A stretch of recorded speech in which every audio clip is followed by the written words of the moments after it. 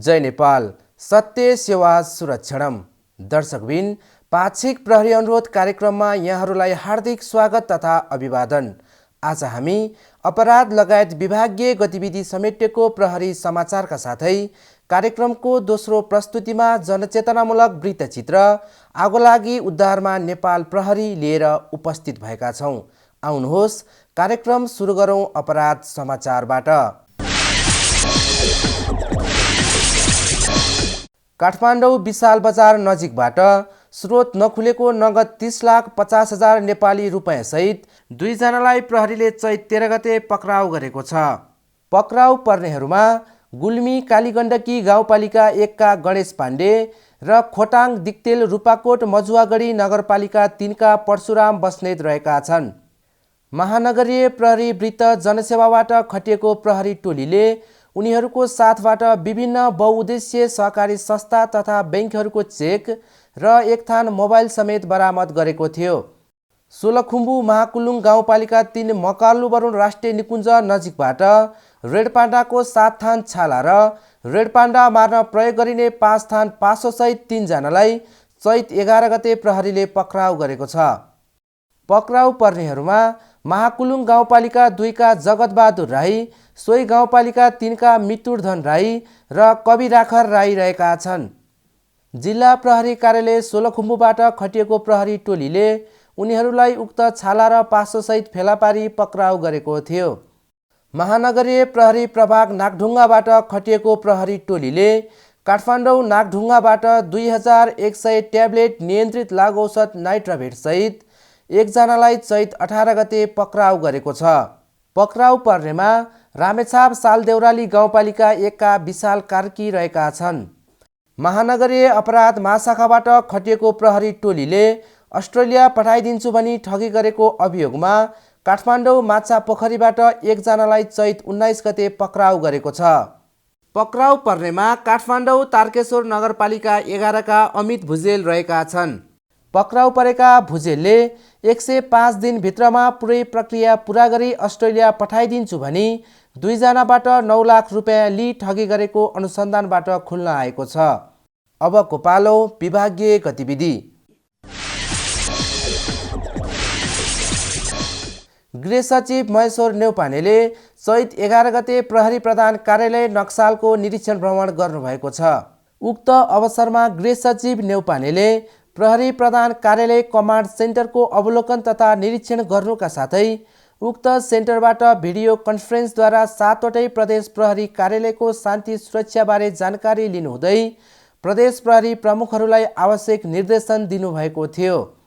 निरीक्षण पश्चात गृह सचिव न्यौपानेले प्रहरी प्रधान कार्यालयमा उपस्थित प्रहरी अधिकृत तथा जवानहरूलाई निर्देशन सम्बोधनको क्रममा प्रहरी कर्मचारीहरूले आफ्नो आचरण एवं अनुशासनप्रति संवेदनशील भई पूर्ण इमान्दारिताका साथ आफ्नो प्रतिबद्धता नडगमगाई जिम्मेवारी वहन गर्न निर्देशन दिनुभएको थियो। गृह मन्त्रालयले लिएको गृह प्रशासन सुधार योजना, वार्षिक नीति कार्यक्रम, त्यसपछि प्रहरी सङ्गठनलाई प्राप्त भएको बजेट कार्यक्रम र अपराध नियन्त्रण लगायत क्षमता अभिवृद्धिको कुरामा प्रहरी सङ्गठनको समग्र प्रहरी सङ्गठनको माथिदेखि तलसम्म प्रहरी सङ्गठनको एकदम निरन्तर सुधारको चासो जाओस्, त्यो चाहिँ लागिरहनुहोस्। यहाँलाई शुभकामना। कार्यक्रममा धन्यवाद ज्ञापन गर्नुहुँदै प्रहरी महानिरीक्षक शैलेश थापा छेत्रीले गृह सचिव ज्यूबाट प्राप्त अत्यन्तै महत्त्वपूर्ण समसामयिक र सान्दर्भिक निर्देशनलाई नेपाल प्रहरीले थप जिम्मेवारी बोधसहित कार्यान्वयन गर्ने प्रतिबद्धता व्यक्त गर्नुभयो। श्रीमान गृह सचिवबाट आफ्नो निर्देशनको क्रममा प्रदेश प्रहरी प्रमुख र सकल दर्जालाई जे जति निर्देशनहरू प्रदान भएको छ ती निर्देशनहरू अत्यन्त समसामयिक र समुचित रहेको बेहोरा निवेदन गर्दै ती निर्देशनहरूको पालनाको निम्ति नेपाल प्रहरीले थप जिम्मेवारी बोधसहित कार्यान्वयन गर्नेछ भन्ने कुरा पनि म यसै समारोहमा व्यक्त गर्न चाहन्छु। राष्ट्रिय प्रहरी प्रशिक्षण प्रतिष्ठान महाराजगञ्जमा सञ्चालित नेपाल प्रहरीको आर्थिक वर्ष 2077-78मा सञ्चालन भएका तालिमहरूको समीक्षा तथा आर्थिक वर्ष 2078-79 को तालिम योजनासहितको तालिम क्यालेन्डर निर्माण सम्बन्धी गोष्ठी चैत 19 गते सम्पन्न भएको छ। प्रहरी महानिरीक्षक शैलेश थापा छेत्रीले प्रहरी प्रधान कार्यालयमा आयोजित एक समारोहबीच उक्त गोष्ठीको समापन गर्नुभएको थियो। कार्यक्रममा प्रहरी महानिरीक्षक थापा छेत्रीले यस गोष्ठीका निष्कर्षले प्रशिक्षण प्रदायक केन्द्रहरूमा लिएको निर्धारित लक्ष्य प्राप्तिका लागि मार्गनिर्देश गर्ने विश्वास व्यक्त गर्नुभएको थियो। तपाईले प्रशिक्षणमा सिकाएका ज्ञानहरू अथवा सिपहरू प्रहरीको व्यावसायिकता अभिवृद्धिको निम्ति उपयुक्त छन्। किन भन्दा पाठ्यक्रम निर्धारण एउटा समितिले गर्छ। तपाईहरू सबै नेपाल प्रहरीको प्राज्ञको हैसियतले यहाँ उपस्थित हुनु भएको छ। तपाईहरूले आन्तरिक कक्षा सञ्चालन गर्नुहुन्छ, त्यो अवधि उपलब्धिपूर्ण नै रहला। तर उसले सिकेका त्यो ज्ञान र सिपहरू कार्यक्षेत्रमा प्रदर्शन गर्ने आँट गर्यो कि गरेन भन्ने कुरो चाहिँ सबैभन्दा ठुलो महत्त्वपूर्ण चिज हुँदो रहेछ। उक्त गोष्ठी कार्यक्रममा प्रहरी प्रधान कार्यालय मानव स्रोत एवं प्रशासन विभागका प्रमुख प्रहरी अतिरिक्त महानिरीक्षक निरज बहादुर साई लगायत कार्य एवं अपराध अनुसन्धान विभाग तथा महानगरीय प्रहरी कार्यालय रानीपोखरीका प्रहरी अधिकृतहरूले आफ्नो विभाग सम्बन्धी तालिम आवश्यकता एवं आवश्यक स्रोत व्यवस्थापन सम्बन्धी टिप्पणी तथा सुझावहरू प्रस्तुत गर्नुभएको थियो। राष्ट्रिय प्रहरी प्रशिक्षण प्रतिष्ठान महाराजगञ्जका कार्यकारी निर्देशक प्रहरी अतिरिक्त महानिरीक्षक प्रद्युम्न कुमार कार्कीले धन्यवाद ज्ञापन गर्नुभएको उक्त कार्यक्रममा सोही प्रतिष्ठानका निर्देशक प्रहरी नायब महानिरीक्षक डाक्टर देवबहादुर बोहराले स्वागत मन्तव्य व्यक्त गर्नुभएको थियो। नेपाल सरकार गृह मन्त्रालय सचिव स्तरको 2077 चैत 17 गतेको निर्णय अनुसार खुल्ला प्रतियोगिताद्वारा जनपद प्रहरी समूहतर्फ प्रहरी निरीक्षक पदमा नवनियुक्त हुनुभएकाहरूमध्ये विभागीय तर्फका 113 जना प्रहरी निरीक्षकहरू दर्जेनी चिन्हद्वारा सुशोभित हुनुभएको छ। प्रहरी महानिरीक्षक शैलेश थापा छेत्री र प्रहरी अतिरिक्त महानिरीक्षकहरूले प्रहरी प्रधान कार्यालयमा चैत 20 गते आयोजित कार्यक्रममा नवनियुक्त अधिकृतहरूलाई दर्जानी चिन्हद्वारा सुशोभन गर्नुभएको थियो।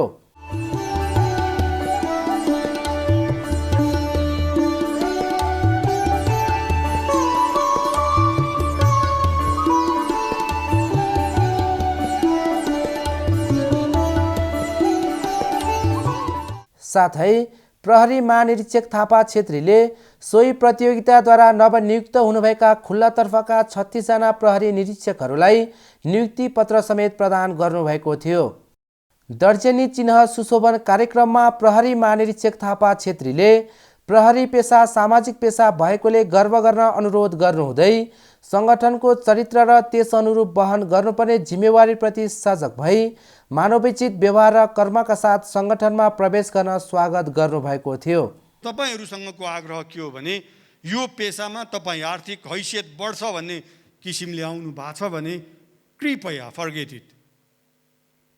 तपाईँ यो पेशामा मैले पुण्य कर्म गर्न पाउँछु र तत्पश्चात मजाले निदाउन सक्छु भनेर एउटा सुकुनको निन्द्रा ग्रहण गर्नको निम्ति आउनु भएको छ भने you are heartily welcome in this organization. तपाईहरूलाई यो सङ्गठनमा म हार्दिक रूपमा स्वागत गर्न चाहन्छु। कार्यक्रमको दोस्रो प्रस्तुतिमा जनचेतनामूलक वृत्तचित्र आगोलागी उद्धारमा नेपाल प्रहरी।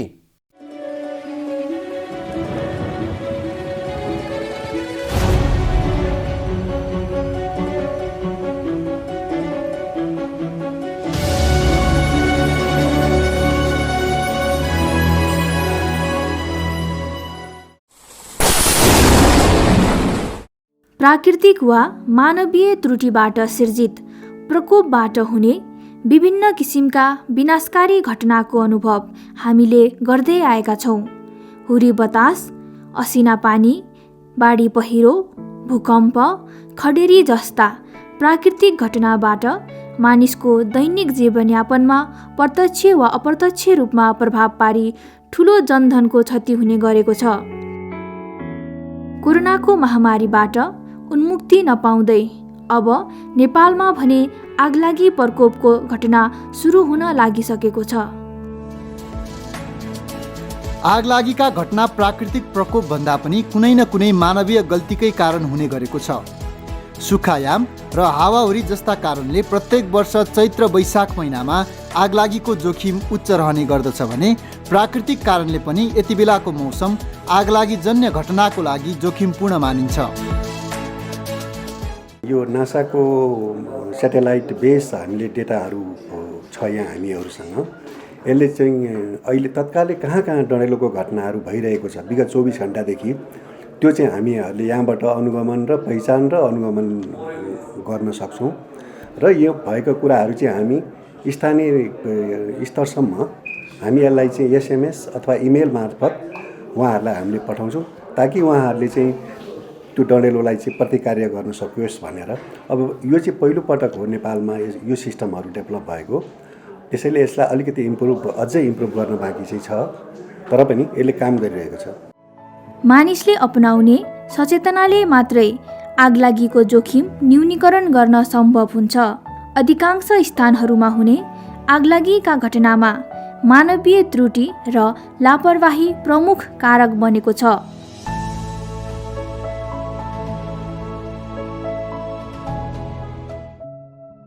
हिटर ग्यास बन्द नगरी हिँड्ने, मोबाइल चार्ज गरेर त्यसै छोड्ने, रेडियो, टिभी, फ्रिज, आइरनहरू बिना काम अन गर्ने, झ्याल, ढोका, भेन्टिलेटर बन्द गरी मक्कलमा आगो बाल्ने, अगेना र चुलोमा बलेको आगो ननिभाउने, सलाई लाइटर बच्चाहरूले भेट्ने ठाउँमा राख्ने, चुरोटका ठुटाहरू वन जङ्गलमा वा अन्यत्र जथाभावी फाल्ने, वन जङ्गल क्षेत्रमा नयाँ घाँस पालुवा पलाओस् भनेर आगो बाली असावधानीपूर्वक आगो छोडिदिने जस्ता हेलचक्राइ र असावधानीहरू पर्दछन्। आगलागी भन्ने चिज अथवा बाढी पहिरो भन्ने चिज या दुर्घटना भन्ने चिज प्राकृतिक भन्दा पनि मानवीय कारणले बढी भएको देखिएको छ। किनभने प्रकृति त आफ्नो नियममा कुद्या हुन्छ, उसको आफ्नो रुल हुन्छ। जब मान्छेले त्यो प्रकृतिको नियमलाई उल्लङ्घन गर्छ तब यस्ता दुर्घटना हुन्छन्। त्यस कारणले गर्दा हामीले यो प्रकृतिलाई विध्वंसित हुनबाट रोक्नका लागि, प्रकृतिलाई बौलाउन नदिनका लागि हामीले उसको नियमलाई मान्नुपर्ने हुन्छ। आगोको काम बल्ने काम हो। हामी त्यो बल्ने ठाउँमा जब तेल थपिदिन्छौँ भन्नुको अर्थ आगोलाई हामी गलत ठाउँमा प्रयोग गर्छौँ अथवा आगोलाई हामी व्यवस्थित गर्दैनौँ, यसरी दुर्घटना हुन्छन्। त्यो दुर्घटना न्यूनीकरणका लागि प्रहरीले, सुरक्षाकर्मीले आफ्ना ठाउँबाट त योगदान दिएकै छ। समुदायसँगको सहकार्यले पनि उसलाई अझै सफल बनाएको छ भन्ने मलाई लाग्छ। जहाँ प्रहरी र समुदाय सहकार्य गरेको हुन्छ त्यस्तो ठाउँमा प्राकृतिक विपत्तिहरू चाँडै नियन्त्रण भएका हुन्छन्। नेपालको तराई भेगमा लहरै फुसको घरहरू हुने र त्यहाँ खाना पकाउँदा सावधानी नअपनाउँदा त्यसमा छिट्टै आगो सल्की लाखौँको क्षति हुनका साथै घरपालुवा जनावरहरूको मृत्यु हुने गरेको तथ्याङ्कले देखाउँछ। नेपाल प्रहरीको विगत 3 वर्षको तथ्याङ्क अनुसार आगलागीबाट 159 जना मानिसको ज्यान गएको छ भने 878 जना घाइते र करोडौँ सम्पत्तिको नष्ट हुनका साथै कैयौँ जीवजन्तुहरूको ज्यान गएको छ। पोहोर सालको तुलनामा यसपालि हेर्ने त झन्डै 15 गुणा बढी ठाउँमा यसरी आगलागीका घटनाहरू घटे। यो गएको 4 दिनसम्म हामीहरूले दिउँसै पनि अँध्यारो भएको जस्तो हामीले महसुस गऱ्यौँ। हाम्रो यो वायुको प्रदूषणको मात्रा विश्वमै अन्तभन्दाको सबभन्दा धेरै पुग्यो। त्यसले गर्दा हाम्रो स्वास्थ्यमा, हाम्रो हवाई यातायात लगायत अन्य विभिन्न स्थानहरू, स्कुलहरू बन्द गर्नुपर्ने खालका हामीले ठुलो एउटा विपदको रूपबाट हामीले यसलाई लियौँ। अब यो घटनाहरू हामीहरूले यो अकल्पनीय छ। किन पनि छ भने हामीहरूलाई यस वर्ष हिउँद महिनामा हामीले जुन पानी पर्नु पर्थ्यो त्यो पानी हामीले पर्याप्त रूपमा पाउँदै पाएनौँ। त्यसले गर्दाखेरि सुक्खा एकदमै बढ्यो र पोहोर साल यस्ता आगलागीको घटना एकदमै न्यून भयो।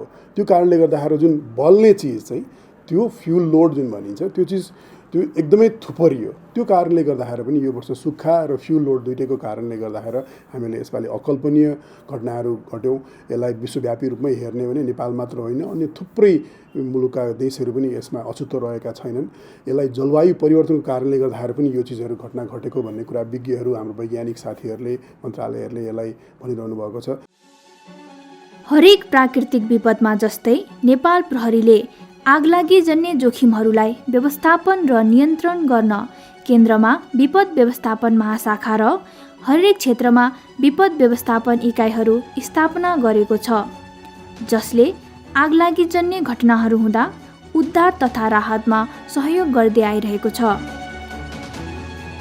त्यसैगरी नेपाल प्रहरीले विभिन्न विद्यालय तथा समाजमा गई आगलागी, यसले गर्ने हानि र रोकथामका विषयमा जनचेतना जगाउँदै आइरहेको छ। विशेष गरेर यसमा सबै नागरिकहरू, सबै जिम्मेवार पक्षहरू चाहिँ नै यस बेला तयारीमा बस्ने र आफ्नो तर्फबाट गर्नुपर्ने के काम हो, त्यो जिम्मेवारी के हो, दायित्व के हो, त्यो सबैले पुरा गर्नुपर्छ। तब मात्रै यसको चाहिँ नियन्त्रण हुनसक्छ र यस्ता प्रकारका घटनाहरू नदोहोरिन सक्छन्।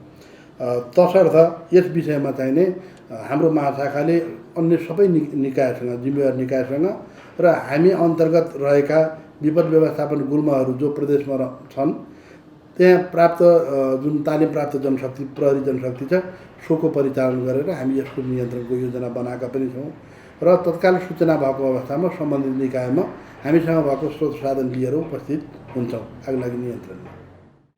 यस्तै एउटा हेलचेक्राईको उदाहरण हो हिजो आज भएको वायु प्रदूषणको घटना। देशभर थुप्रै वनजङ्गलहरूमा डढेलो लागेर अत्याधिक मात्रामा हावामा धुवाँ धुलो मिसिएको कारणले गर्दा विगत केही दिन यता देशभरि दिउँसै अन्धकार भएको जस्तो महसुस भएको छ भने प्रदूषणकै कारण आम नागरिकको स्वास्थ्यमा समेत असर गरेको छ।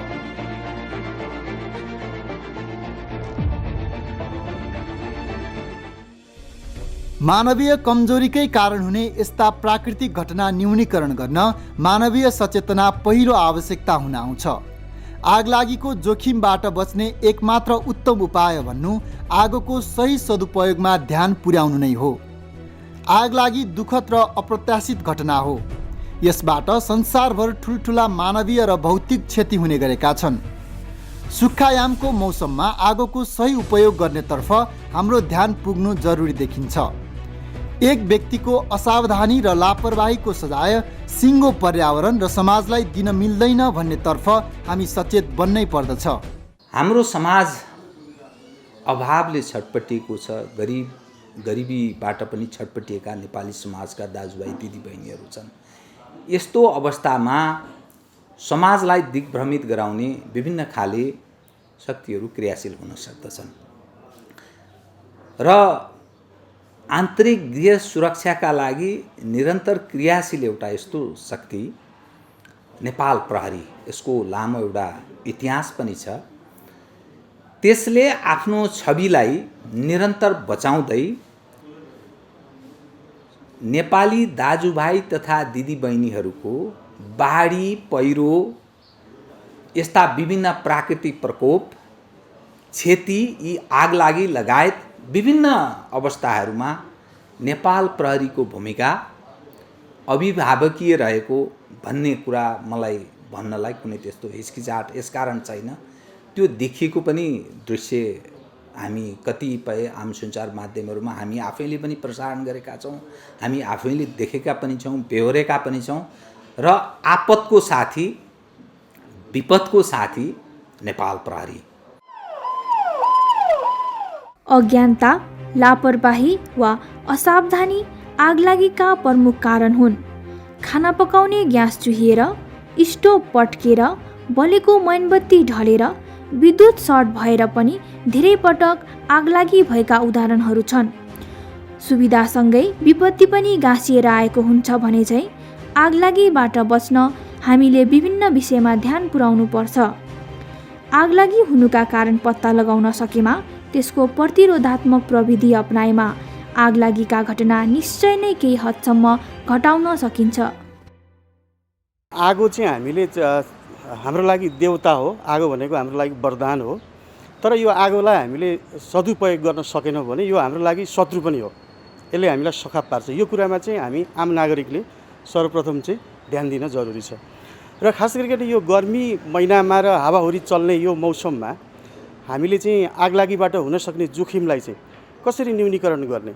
जस्तो कि भनौँ अब हाम्रो गाउँघरतिर कस्तो चलन छ भने अब त्यत्तिकै आगो बालेर त्यत्तिकै छोडेर हिँड्ने, यसै गरी अब चुरोट सल्काएर फालिदिने, यो गर्दाखेरि चाहिँ हाम्रो जुन गाउँघरमा खास गरिकन जुन हाम्रो घरको संरचना त्यस्तै किसिमको हुन्छ, त्यसले गर्दाखेरि आगलागी भइराखेको हुन्छ भने सहरी क्षेत्रमा फेरि यो ग्यासलाई हामीले समुचित प्रयोग गर्न नसक्ने, यसै गरी विद्युतीय उपकरणहरूको प्रयोगको कुराहरू भए, यी कारणहरूले गर्दाखेरि सहरी क्षेत्रमा पनि त्यत्तिकै जोखिम हुन्छ। तर सर्वप्रथम मलाई चाहिँ के लाग्छ भने हामी आम नागरिक नै यो आगलागी नियन्त्रण गर्नको लागि चाहिँ हामी नै सचेत हुनुपर्छ। सुक्खायाममा आगलागीको सानो असावधानीले गर्दा पुरै गाउँ, टोल र सहरै सखाप हुने गरेको छ। सावधानीका उपायहरू नअपनाउनु हामी सबैको कमजोरी हो। त्यसैले यस्ता कमजोरीहरूलाई बेलैमा सच्याएर अघि बढ्नु हितकारी हुने देखिन्छ।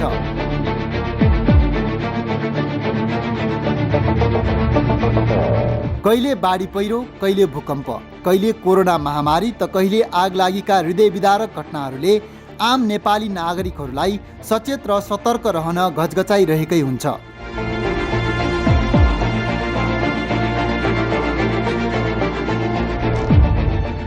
आगलागीबाट बच्न हिटर, ग्यास नियमित रूपमा बन्द गरौँ, मोबाइल चार्ज गरेर त्यसै नछोडौँ, रेडियो, टिभी, फ्रिज, आइरन बिना काम अन नगरौँ, झ्याल, ढोका, भेन्टिलेटर बन्द गरी मकलमा आगो नबालौँ, अगेना र चुलोमा बालेको आगो समयमै निभाउने बानी बसालौँ, सलाई, लाइटर बच्चाहरूले भेटिने ठाउँमा नराखौँ, चुरोटका ठुटाहरू वनजङ्गलमा वा अन्यत्र जथाभावी नफालौँ, फाल्नै परे पनि निभाएर मात्रै फालौँ, चुरोटको ठुटाहरू अगेना र चुलोमा आगो राम्ररी निभाउँ, पिकनिक जाँदा बालेको आगो राम्ररी निभाउँ। नेपाल प्रहरी भनेको सङ्घ सेवा भागले आम नागरिकसँग हिँड्ने हो, सँगसँगै नै हिँड्ने हो र उसले गरेका धेरै आगलागीमा मात्र होइन समाजमा गरेका धेरै कामहरू चाहिँ नि सराहनीय छन् र गर्नु पनि पर्छ। एउटा सेवा भावले र राष्ट्रहितको लागि, राष्ट्रको सुरक्षाको लागि, आम नागरिकको सुरक्षाको लागि राजदिन हाम्रा दाजुभाइहरू भनौँ न, दिदीबहिनीहरू चाहिँ नि प्रहरी दाजुभाइ दिदीबहिनीहरू के अरे खटिरहनु भएको छ।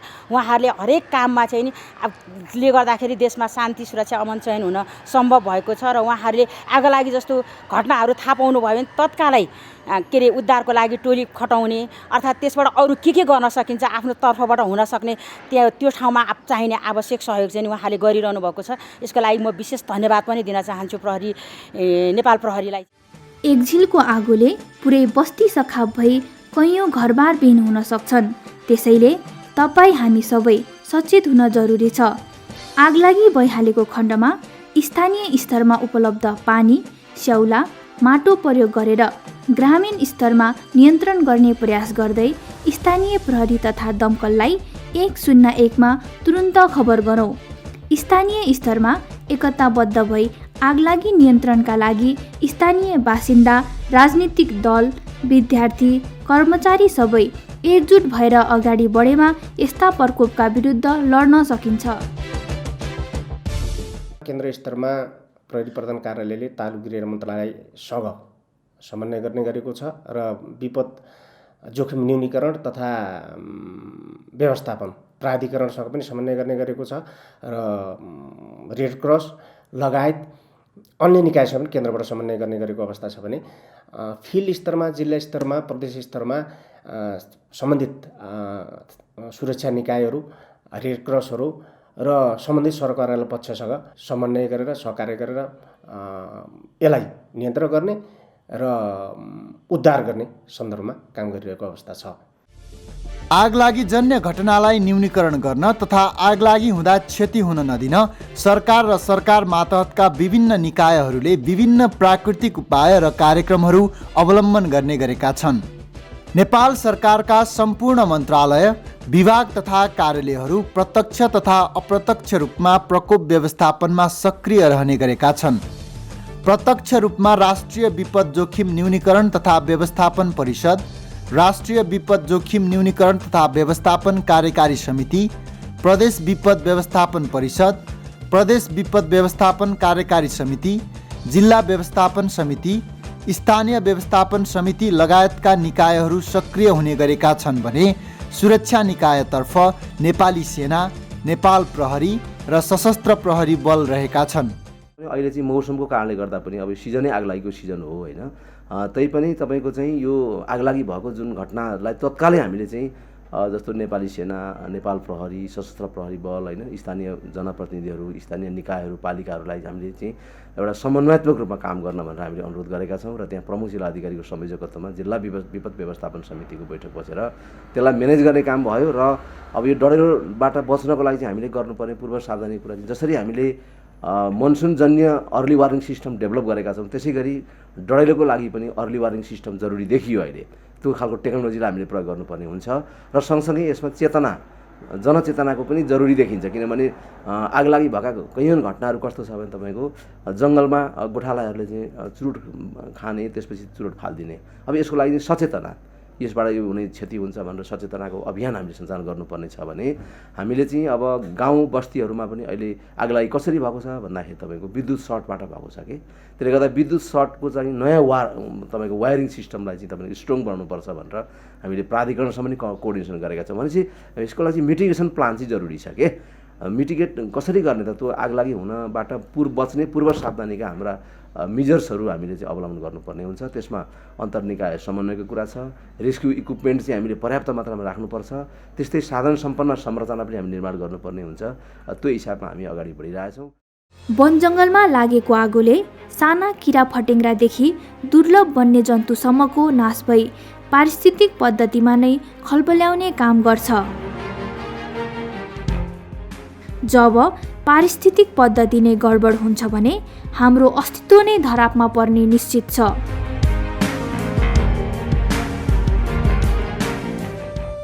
तपाईले कतै गाउँघरतिर नयाँ घाँस पलाओस् भन्ने लोभले वन जङ्गलमा आगो लगाई ठुलै अपराध त गरिरहनु भएको छैन?